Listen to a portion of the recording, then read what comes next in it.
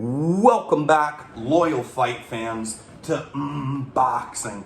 Eat that shit up. I am your humble host. I am Tummy Tom O'Neill. I am the body snatcher, and I am back at it. It's time to shamelessly promote ourselves. Hit the thumbs up button, hit the subscribe button, and if you know a friend, a family member, a crazy ex-girlfriend who enjoys combat sports, tell them about this podcast. They'd probably enjoy watching this show as well. So, Happy New Year, Happy New Year's Eve. This is the last day of 2021 before we jump into the new year of 2022, which hopefully won't be a shit year as well. Not a bad year for us on here.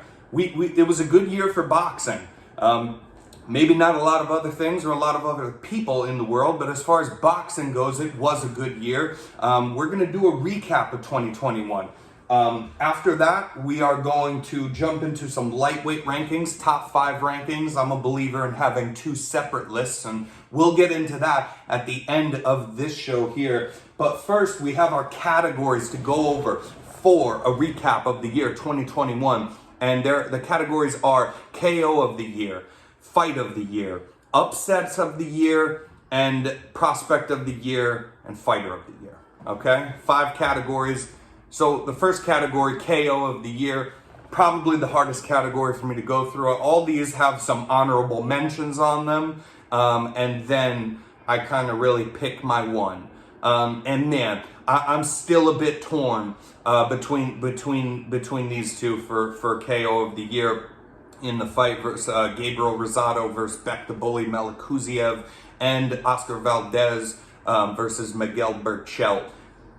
Both, to me, are hands down, you have to decide between those two. So for an honorable mention of KO of the year, I also did put in the Fury Wilder 3 because, man, just a brutal fight. But I'm going to be probably picking that fight under a different category when we get to that. But that is on the honorable mentions of KO of the year. But more about how that was a great fight. As far as KOs go, you have to pick between these two, Rosado Melikuziev or Valdez Burchell, and I have a hard time doing it. So Gabriel Rosado versus Beck the Bully Melikuziev. Melikuziev is a guy who used to be like kind of a karate guy. I'm not sure where he's from, but I believe it's an Eastern European kind of a descent there, and yeah, he's just been a monster. He's very young. He's very strong as hell. That's why they call him the bully. He likes to walk people down. He likes to go to the body. You know we're suckers for tummy tucks on this show, right? So he likes to go to the body. He was undefeated coming into this fight. And Gabriel Rosado, a guy with what is, almost a 50-50 kind of a record. It's not, but, he's had several losses. I think he has about 12 losses or so on his record, but he is the Puerto Rican Rocky. We love him on this show. And when I watched that fight, where Melikuziev was over minus 1,000 favorite for that fight, when we watched this, I was at the park up the street with my daughter, and I remember just scaring parents and children around because I'm quietly following my daughter around the park, playing with her and watching this fight out of the corner of my eye on my phone. And I couldn't contain myself when I saw the finish here. Unreal. So Rosado gets dropped twice in round 1 to the body.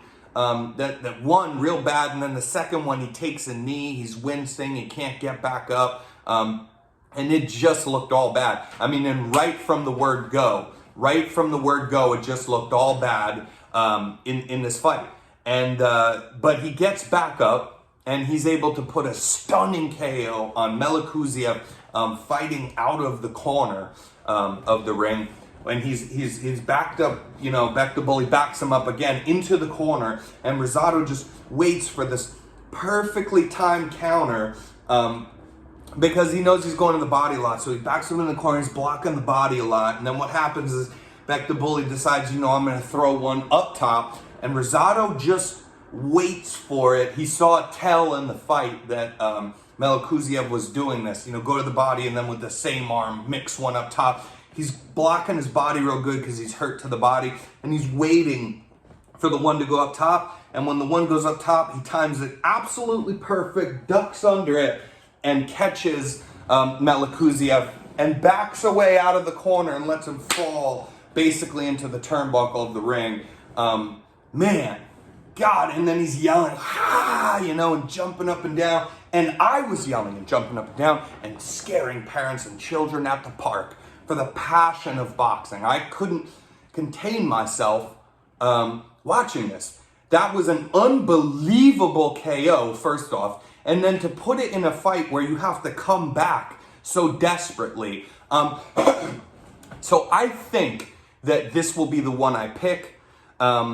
I'm gonna, you know what? I'm gonna go with that. I remember that one. That's gonna be mine. Now, the other one that you can totally pick, because really these two are tied, is Valdez versus Burchell in a classic war, a bit more back and forth. Burchell was able to come back, get some rounds, but you know, Valdez throwing the KO shot again, perfectly timed counter while Miguel Burchell is overextending, chasing him around the ring desperately because he was probably losing the fight up to that point, and Valdez just backing up, but making sure that as he backs up, he's putting his right foot back so he's perfectly placed to duck under a swinging shot and catch actually what is that same counter. But the footwork in doing this while completely backing away from the guy the entire time, and then just all of us, one foot, next foot, backing up, and then all of a sudden planting and just landing this bomb right in the face, and Miguel Burchell falls down on his face. We have the shot right here of the fight afterwards. I'm gonna give you that because that's on the wall of fame here in boxing. Just an epic fight. Yeah. And that was just a hell of a KO in what was a competitive fight. So I think that I'm going to actually go with, speaking to you now just live, I hadn't decided, but I think I'm going to go with Rosado Melikuziev because of how it was such a crazy comeback. And they're both underdogs, but Rosado is a bigger underdog for that fight. And then, like I said, Wilder Fury 3, that's another honorable mention. Fight of the year, Fury Wilder 3. That's where I'm picking it. I think that has to be your fight of the year. It was an incredible fight. You know, I watched it with some friends. I watched it texting back and forth with my cousin who does the End New MMA show. Got him watching it, and he was, you know, usually not like an avid boxing fan, was kind of like, I get it. If boxing's always like this, I get it. And that's all that I want from people. Man, boxing can be so great. And in this heavyweight contest, we had 5 knockdowns between the two of them. An absolute war. One round where we had a 10-7 round for Wilder, where Fury got knocked out twice alone in that one round. Just back and forth, and then Fury eventually gets the stoppage. Some honorable mentions for this one was the Cool Boy Steph versus Figueroa fight. That was a really good fight. Go check that out. Thank God they had that fight on because Showtime just has really sucked lately for boxing. But that was a Showtime promotion, and that fight lived up incredibly. It was a fight where it was very close. It was almost record breaking for the amount of punches thrown by both guys, and you can totally make arguments for either of them winning that fight. They gave it to Cool Boy Steph. I think you could have called it a draw, but I'm glad Cool Boy Steph won. I like him a lot. And then another honorable mention to throw in here, because we don't want to forget about, guys, this is the Ryan Garcia versus Luke Campbell fight. You know, Ryan Garcia's been out of the ring for a long time. When we get into the lightweight rankings later, you know, we're going to touch on him kind of. But let's give him his credit here in a performance where he had to get off the ground to come back for the knockout KO win. And it was to the tummy, so you know that's going to kind of find a way to my heart, personally. Upsets of the year. There was only one to pick for me out of many. Now, this was a year of upsets in a sport that is usually known for not having competitive fights, for only giving you 2 or 3 competitive fights, or what you would think would be competitive fights within a year. And then some of those, they end up not being as competitive as you thought they would be. And in a sport like that, this is why boxing's had such a great year. They are putting on better events. I believe personally it is to try to compete with the UFC. They've realized, hey, maybe we can't just steal money from fans all the time and not give them good matchups. So they still do it in between, but they have put on a lot of great matchmaking this past year. So upsets of the year, I thought for sure would be Usyk versus Joshua, which I'm a big Alexander Usyk fan. I thought that when that happened, I thought that was definitely the underdog performance of the year. He was an underdog to Anthony Joshua. As far as boxing odds, it was not. It was pretty tight though. He wasn't a huge underdog, but being that he was an underdog, and being that it was a fight with so much stakes for all of those belts, right?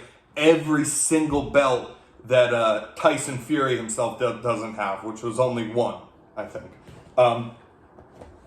That fight was absolutely incredible, and the stakes of it, I thought that was for sure gonna be the case there. But then we got Lopez versus Cambosis. Teofimo Lopez versus George Cambosis came along right at the end of this year here. You guys, it'll be fresh in your minds if you've watched it, and just stole that right away. You cannot give that underdog performance to Alexander Usyk after what George Cambosis did to Teofimo Lopez as a 13-1 underdog. My God. And we just did a rant after that fight, man. But so that is your upset of the year for sure, is George Cambosis over Lopez. Second to that, I put Usyk over Joshua. Many honorable mentions here. We got Mauricio Lara, Josh Warrington number 1, when Mauricio Lara just came out and dogged Josh Warrington to death and knocked him out viciously, and the fight didn't even go that long. And then the Kiko Martinez versus Kid Galahad fight. That was crazy. And you know what? I didn't even write this one down, but it's coming to my mind as well now, is when Mikey Garcia, his last loss to the Spanish boxer from Spain. That was another one. There was many great upsets of the year this year. And then we have prospect of the year.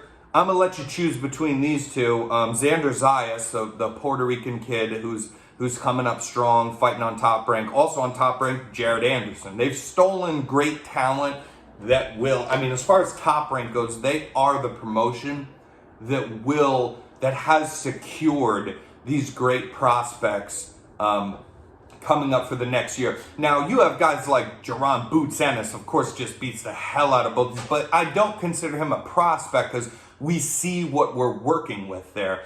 Virgil Ortiz, then you have these welterweight guys but I consider them beyond prospects. We can see what we're working with. We're in the middle stages before they start getting these real good fights. They've already kind of dipped their feet in the real competition in boxing already. But yeah, out of those two, Jared Big Baby Anderson's just nothing but knockouts. He's 8 or 9-0. And Xander Zayas, he's a young kid. I think that kid's 19 years old, for God's sakes. And so he has a lot of learning to do, but he's still undefeated. And you can see the progress fight from fight. And it is drastic enough. You don't have to be an expert to watch this kid and see the absolute progress he makes within each fight. We're going to go Jared Anderson, because let's give it to him, because next year I think Xander Zayas has a great year as well, and then we can probably end up giving it to that kid there. He's a close runner-up. But for my money, I'll go Jared Anderson out of those two. And fighter of the year, I'm going to throw an honorable mention in here because of what he did, and we already touched on this, is George Cambosis defeating Lopez and unifying the whole division as such an underdog. You can do that, but that's one fight. My fighter of the year is Canelo Alvarez, because not just because he's the pound-for-pound fighter of the year, but because he's the pound-for-pound #1 fighter in all of the sport, and he has been one of the most active fighters this year as well, when he doesn't need to be. No one else is when they get a name for themselves. He's the #1 name in the whole sport, and he's very active. And he has just unified the entire division when he beat Caleb Plant. He's just an absolute whirlwind, and you have to give that to him. So that is our recap of the year 2021 in boxing. Yeah, it was a great year. Great year. So here is my top 5 list for lightweight in boxing, the lightweight weight class at 135 pounds. This is a bit of a deep dive, and we're going to get into it. The reason that I believe in having 2 lists is the first one that we'll go over is the deserved list, as I like to call it, the deserved top 5 list for lightweight. So what that means is that this is a list that you will see people give more often. This is my take on that list, but this is the list people talk about. And if you don't make 2 lists, you get all kinds of haters. You're always going to get people that disagree with you, but there's lists for reasons. There's many reasons why to say somebody's the best. So the most deserved, and that's this one. You'll notice that George Cambosis is at the top of it, right? The reason that he's at the top of it is because he's unified the weight class. You know, he beat Teofimo Lopez. So that is deserving. He has all the belts. He's the shot caller, the emperor of the 4 kings. That is actually maybe why it's not top 4, but it's the top 5. He's got to be in there. So you're going to mix and match these names, though, basically, whatever your list is. And this is the deserved list because he beat the guy. Haney's number 2 because he's been active and he's had some really good wins as of this year. And also because he has that weird thing where he has a WBC belt, and so does George Campbell, whatever.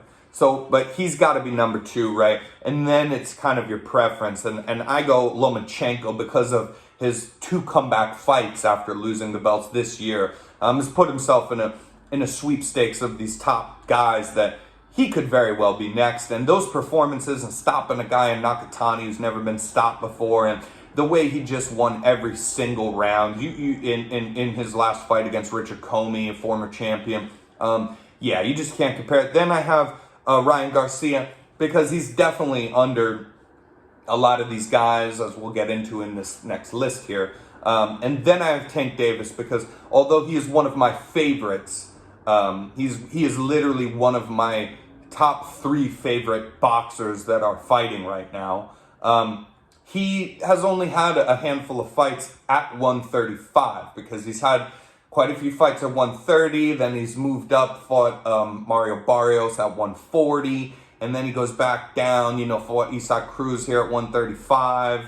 And it was a great fight, bit of a war back and forth. But so that's why he'd be at the bottom of this deserved top 5 list. Now, this is the real list, though. We have to get that out of the way. This is the list of who I actually think is the best boxers with the best talent.